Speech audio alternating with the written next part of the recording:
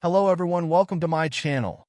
In today's video, I'll show you how to hide your active status from a specific person on Facebook Messenger. If you're wondering how to do this, don't worry. It's really simple. First, open the Facebook Messenger app and go to the chat of the person you want to hide your activity status from.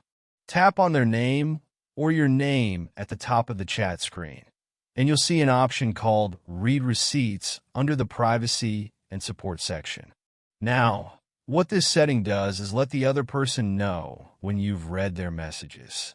If you want to hide your activity status or make it look like you haven't read their message, basically making you appear offline, simply turn off the Read Receipts option. By doing this, you won't show as active or online, even if you've already read their messages. It's an easy way to keep your activity private. And that's it for today's video. I hope you found this helpful.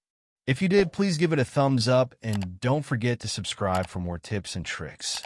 Thanks for watching.